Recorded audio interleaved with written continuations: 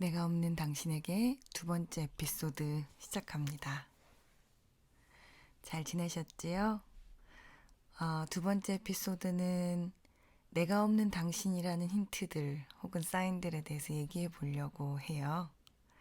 사실 이 세상의 모든 사람이 내가 없는 당신은 아닐 거예요.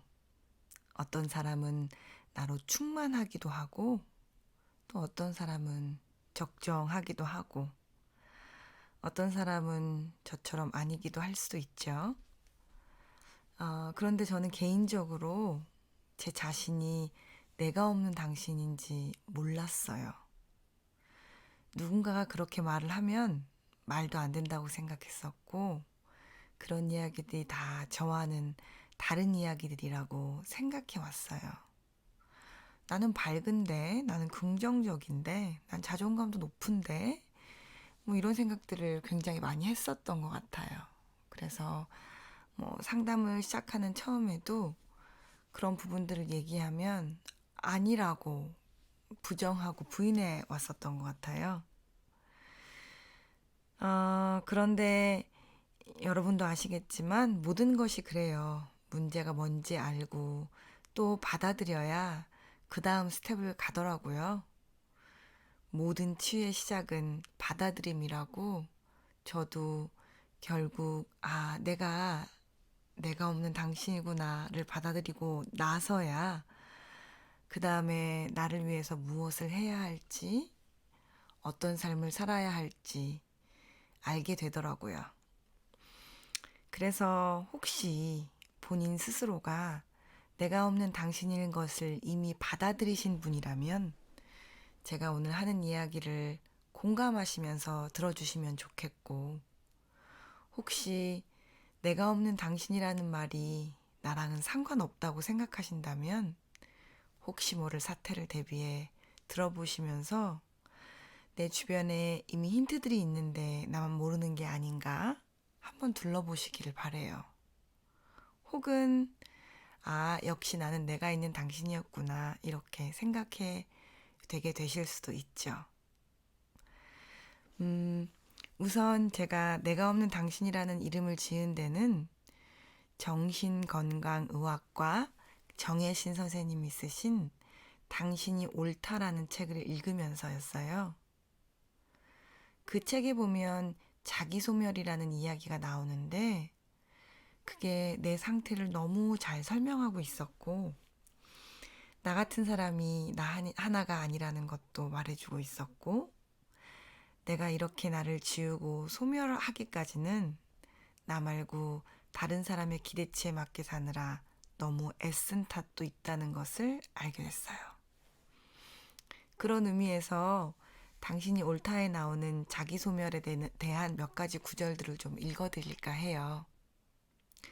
스타들이 겪는 공황장애 근원을 살펴보면 지금 여기를 사는 우리들이 왜 이렇게 아픈지에 대한 중요한 단서를 발견할 수 있다.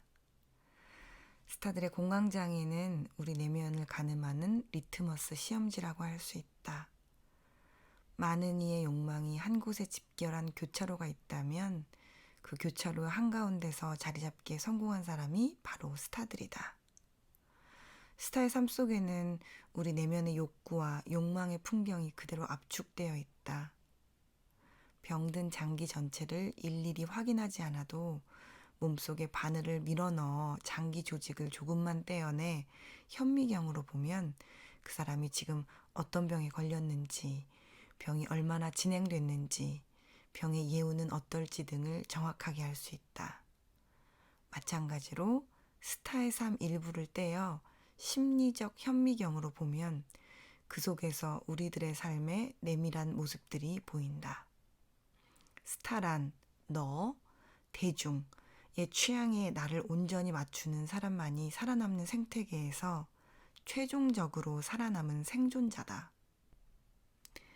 나를 너에게 맞추는 촉이 고도로 발달한 사람만이 도달할 수 있는 경지다. 다르게 표현하면 스타가 누리는 지위와 힘은 빼어난 재능과 고도의 촉을 바탕으로 자기소멸의 경기에 다다른 이가 누리는 화려한 보상이다. 그게 스타의 본질이다. 일시적으로 그런 삶에서 벗어날 수는 있지만 스타라면 그런 삶에서 지속적으로 벗어날 수 없다. 그래서 스타는 화려하게 시든 꽃 같다. 스타가 가장 완벽하게 빛나는 순간은 나를 너에게 완벽하게 맞추었을 때다. 내가 온전히 너의 욕망 그 자체일 때, 내가 나를 주장하지 않을 때, 내가 사라졌을 때다. 스타가 아니더라도 부모나 배우자의 강력한 기대에 부응하는 것 자체를 자기 삶으로 받아들이며 사는 사람들, 주어진 역할에 헌신하는 것이 자기 삶이라고 믿어 의심치 않고 살아가는 사람들의 삶은 스타들이 겪는 공황장애의 삶의 원리와 매우 닮아 있다. 나와 내 옆에 있는 사람에게서 흔히 볼 수 있는 우리 삶의 풍경이다. 자기성이 소거된 채 부모의 기대나 사회적 역할, 가치 등에 전적으로 기대어 살아가던 사람은 절대적 의존 대상이던 그 부모나 배우자와 이별하거나 절대적인 내 역할이라고 믿어 의심치 않던 일이 없어지거나 그 가치가 빛을 잃을 때 공황 발작을 경험할 수 있다. 예견된 수순이다. 공황 발작에 대한 이야기를 하려고 하는 것은 아니고요. 이렇게 자기가 지워진 것, 누군가에게 의존되어 살아온 것, 자기성이 소거된 것, 이 부분들을 설명할 때, 아, 지금 이게 내 모습이구나 하는 생각을 제가 많이 했었어요. 그리고 제가 지난번 에피소드에서도 말씀드렸지만, 이렇게 사는 거 너무 이상하다. 내가 모자라서 그렇다. 내가 이상한 사람이라 그렇다. 라고 생각했다가 내 친구들이 그렇고 내 주변에 이런 사람들이 많다는 걸 알게 돼서 이런 아픔을 가지고 있는 사람들을 부를 만한 이름이 좀 필요했던 것 같아요. 그리고 어쩌면 내가 나의 남은 인생을 좀 의미 있게 살아가려면 밥 벌어먹고 사는 이런 수단 이외에 무엇인가 나도 좀 누군가에게 도움이 되는 일을 하고 싶다라는 관점에서 저의 인생의 어떤 중요한 부분들을 설명할 어떤 이름이 필요했던 것 같아요. 그래서 언젠가 이 내가 없는 당신이라는 말을 노트에 써놓고 한참 동안 생각하고 고민하고 같이 울고 웃고 이랬었는데 이제 이 이름으로 팟캐스트를 시작하게 됐네요. 물론 그 전에 북클럽도 시작하고 그랬었지만 어쨌든 사실 지금이야 저는 내가 없는 당신으로 오래 살았습니다. 그리고 제 안에 아직도 내가 없는 당신이 살아 숨쉴 때가 많아요. 라고 말할 수 있는데 그 전에 그러지를 못했어요. 그래서 누군가가 나한테 너 내가 없는 당신이야. 너 지금 자기가 소멸되고 있어. 이렇게 말하는 거 말고 이렇게 하신다면 혹시 그럴지도 몰라요. 라고 말해줬다면 조금 받아들이는 게 쉽지 않았을까? 이런 생각을 좀 해보게 됐어요. 그래서 제가 겪었던 몇 가지 힌트들을 좀 나누면 이 중에 나도 그런 것 같다. 나도 그런 부분이 있다. 라고 생각하신다면 Welcome to my world. 어쨌든 깊이 내가 스스로 내가 없는 당신이다 생각해보지 않으셨을지라도 혹시 나는 내가 누군지 모르겠다 이런 생각이 드신다면 혹은 내 감정을 잘 모르겠다 이런 생각이 드신다면 사실 내가 누구냐 하는 거에 가장 핵심 중에 하나가 내 감정이 나거든요. 그래서 네가 생각하는 걸 느껴봐. 네 감정이 말하는 걸 얘기해봐. 지금 어떤 기분이야 이런 질문들을 많이 하는데 실제로 상담 선생님들이 많이 하시는 말씀이 지금 어떤 마음이세요? 그러면 내가 없는 당신들이 하는 주된 이야기가 모르겠어요 라는 거예요. 내가 기쁜지 슬픈지 감정을 너무 오랫동안 넘하게 영어로 넘이라고 하는데 이렇게 감정을 느끼지 못하는 상태로 마취 상태로 이렇게 딱 얼려서 오랫동안 살았기 때문에 감정을 잘 못 느낀다는 거죠. 혹은 이런 경우도 있어요. 우리는 긍정적인 감정만 좋은 감정이라고 생각하고 부정적인 감정은 좋지 않다고 생각하잖아요. 벌써 감정을 할 때 긍정적, 부정적 이렇게 얘기하는데 예를 들어 기쁘다, 좋다 이런 감정은 웰컴하고 좋다고 생각하지만 화난다, 슬프다 이런 감정은 왠지 부정적이라고 생각해서 그 감정들을 누르는 거예요. 그래 너무 아이러니하고 신기하게도 그게 긍정이든 부정이든 어떤 감정을 한쪽을 누르면 다른 쪽 감정도 다 느낄 수 없게 된다고 해요. 감정의 마비 상태가 오는 거죠. 그러면 결국 자기 자신을 느낄 수 없게 되고 결국 자기를 소멸하게 된다는 거죠. 감정만 모르겠는 게 아니죠. 내가 원하는 게 무엇인지 모르겠는 것. 예를 들어서 식당에 갔는데 뭐 먹어야 되지? 이런데 되게 시간이 오래 걸린다. 어디 가고 싶은지 잘 모르겠다.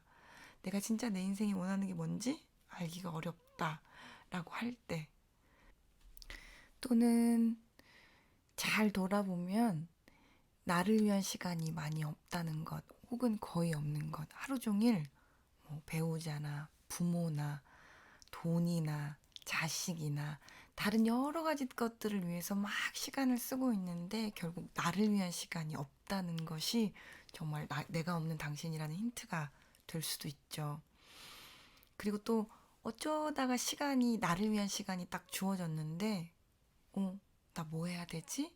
이렇게 나를 위해서 뭐 해야 될지 모르겠는 것 또한 내가 없는 당신이라는 힌트가 될 수도 있습니다.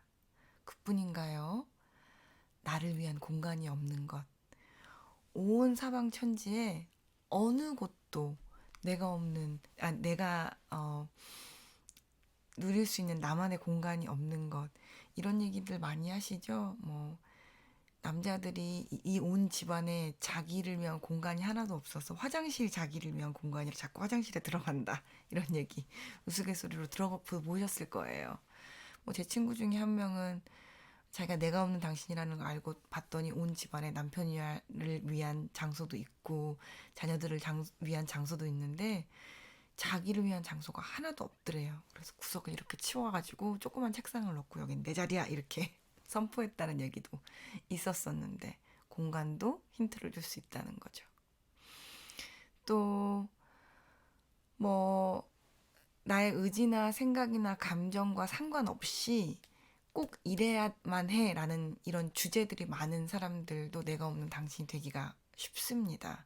왜냐면 아까 책에서도 얘기했지만 누군가의 기대치를 따라 사느라고 어, 누군가의 그 목록들을 맞춰 사느라고 올바른 뭐 교리나 도덕이나 이런 부분을 맞춰서 사느라고 당연히 그게 옳은 거지 옳은 거에만 너무 집중해서 사느라고 나를 돌볼 틈이 없었던 거죠. 그런 부분들. 또는 남의 감정이나 마음이 내 것이라고 믿고 살아온 것들. 그런 힌트들이 좀 나오거든요. 그래서 뭐 배우자가 너무 괴로울 때 같이 너무 괴롭고 배우자가 기쁠 때 너무 기쁘고 공감하는 건 좋은 일이지만 배우자에 의해서만 내 감정이 좌지우지되고 결국은 내 감정이 없는 거. 자녀나 부모에 의해서 나의 일상과 감정이 좌지우지 되지만 정작 나는 뭘 느끼는지 알 수 없는 것, 이런 것들이 힌트가 될 수도 있죠. 제가 이제 이 에피소드 준비하면서 북클럽 친구들에게 여러분들 어떨 때 자신이 내가 없는 당신이라는 걸 알게 되셨어요? 이렇게 제가 어, 물어봤어요. 그랬더니 몇몇 친구들이 답해줬는데 익명성을 보장하기 위해서 누가 했다고 얘기하진 않지만 뭐 이런 힌트들이 좀 있었어요. 여러분도 혹시 공감되시는지 한번 들어보세요. 식사 메뉴를 고를 때 내가 먹고 싶은 것보다 상대방을 먼저 배려해서 자꾸 그렇게 시킨다거나 나는 너무 피곤한데 누가 만나자고 할 때 거절하지 못하고 만나는 거 혹은 어, 음식 먹을 때 나 혼자 먹을 때는 이것저것으로 막 때우는 거예요. 근데 만약에 배우자가 있거나 자식이 있으면 맛있는 거 잘 차리고 이렇게. 근데 혼자 있을 때는 아무렇게나 먹는 거죠. 혹은 내가 원하지 않는데 그걸 거절하지 못하고 속만 태우거나 결국은 그 일을 하는 것들, 뭐 이런 것도 있었고, 커피숍 같은 거 갔는데 애들 음료만 골라주고 나는 애들 거 같이 먹으면 되지, 나는 뭘 시켜, 이렇게 할 때. 또는 누군가가 여러 가지 색깔이 있는 스카프를 주면서 마음에 있는 거 하나 골라가죠. 근데 머뭇머뭇하면서 고르지를 못하는 거예요. 아까 말했죠. 내가 원하는 게 뭔지 모르는 거. 내가 무슨 색을 좋아하는지 모르는 걸 발견할 때. 뭐 장바구니에 뭐 애들 옷, 남편 거, 먹을 거 좋은 거 다 결제하는데 자기 거는 장바구니에만 자꾸 담아놓고 결국은 결제하지 못하는 거. 또 어디 가서 좋은 거 살 때도 내 건 안 사고 자식들 거, 부모님 거, 남편 거 막 사고 내 건 뒷전일 때. 이런 얘기도 있었어요. 샤워하고 나서 보습을 위해 애들에게는 세타필 덕지덕지 발라주고 나에게는 세타필도 안 발라줄 때. 이거 정말 작은 일인데, 그리고 뭐 그래도 괜찮지 라고 생각할 수 있는데, 생각해보면 정말 나는 내가 없는 당신이구나, 이런 게 딱 맞닥뜨려지는 거죠. 또는 내 머릿속에 온통 나를 위한 생각은 하나도 없고 가족들을 위한 생각으로만 가득 찰 때. 이런 거. 어, 다른 얘기 또 볼까요? 남편과 아이와 함께하는 식사에는 정성을 잔뜩 들여서 음식을 준비한 나 혼자는 간단히 때울 때, 아까 얘기하고 비슷한 거죠. 우리가 다 비슷한 생각하는구나. 뭐 장바구니에 있는 거 좋은 거 다 결제하는 것도 마찬가지고. 근데 이런 것도 있었어요. 친구를 만나서 대화를 나누는데 내 얘기는 안 하고 남의 얘기만 하는 거예요. 아이 얘기, 남편 얘기. 정말 내가 없다는 뜻이죠. 또는 무언가를 결정하는데 다른 사람들의 선택대로 하는 것이 마음이 편할 때. 아, 이거 너무 슬픈 얘기네요. 그리고 하고 싶은 것이 하나도 없을 때. 그러니까 뭐 해야 되지? 이런 것도 문제인데 뭘 하고 싶은 게 없고 너무 무기력할 때. 그쵸? 그리고 내가 없다는 것도 조차 몰랐을 때. 그리고 이 많은 거를 다 리스트하면서 마지막에, 그리고 이 모든 것이 내가 없어서라는 걸 깨달았을 때 난 내가 없는 당신이었구나라는 걸 알게 됐다고 제 친구들이 보내준 이야기예요. 여러분은 어떠세요? 여러분은 하루 동안 여러분 스스로에 대한 생각을 얼마나 하세요? 여러분은 하루 동안 여러분의 감정이 어떤지 여러분 스스로에게 물어보는 거 얼마나 하세요? 또는 여러분은 여러분 스스로를 위해서 어떤 시간을 내주세요? 어떤 공간을 내주세요? 누가 이렇게 해야 돼, 저렇게 해야 돼 라고 말하는 거 말고, 여러분 얼마나 여러분에게 나는 지금 뭘 하고 싶은지, 어떤 삶을 살고 싶은지 생각하고 마음을 들어주는 일을 얼마나 하세요? 혹은 지금 나한테 필요한 것이 무엇인지 잘 들어주었다가 실행하는 거 얼마나 하세요? 어쩌면 아우, 결혼해서 애 낳고 살면서 이 나이에 직장 가지고 살면서 자기 돌아보는 걸 누가 해요? 라고 말하실 수도 있어요. 저도 제가 사는 인생이 정상이고 노말인 줄 알았어요. 그리고 그렇게 살아야 되는 줄 알았고요. 우리 부모님 세대를 보면, 이전 세대들을 보면 살아남는 생존에 너무 목맨 나머지 자기 돌볼 겨를도 없이 열심히 살아왔잖아요. 그걸 보고 자라왔으니 당연히 내 시간이 없는 것, 내 공간이 없는 것, 거절하지 못하고 그 사람들을 위해서 해주는 이 모든 것들이 다 미덕이고 그렇게 살아야 하는 줄 알고 살아왔을 거예요. 그런데 여러분, 내가 없는 당신은 정상이 아니에요. 내가 없는 당신은 자기 소멸의 증상이에요. 내가 없는 당신은 나를 좀 살려줘, 나를 좀 들어줘 라고 말하는 내 자신을 외면한 결과예요. 하지만 그렇다고 해서 너무 낭망하지는 마세요. 일단 내가 그동안 내가 없는 당신으로 살아왔구나를 받아들이게 되면 그 다음 단계, 그러면 어떻게 하면 좋을까를 생각할 수 있어요. 내가 얼마나 오랫동안 내가 없는 당신으로 살아왔는지 조금 헤아려 주세요. 지금 이것을 듣는 시간이 어떤 시간이든지 어떤 날이든지 간에 잠깐이라도 여러분을 위한 시간을 가지시기를 권해드려요. 오늘은 내가 없는 당신이라는 힌트들을 좀 나누어 보았는데요. 이 이야기가 여러분들에게도 잘 전달되기를 바라고, 다음 주 에피소드에는 이제 알았으니 그 다음에 어떻게 하면 좋을까, 이런 얘기들을 좀 한번 해볼까요? 이 에피소드를 마치면서 다시 한번 오늘 5분이라도 10분이라도 여러분들을 위한 작은 시간, 작은 공간 마련해 주세요. 더 이상 벼랑 끝에서 나를 밀치지 마시고 소멸하지 마시고 내가 있는 시간을 5분이라도 가져보세요. 그러면 잘 지내세요. 우리는 다음에 또 만나요.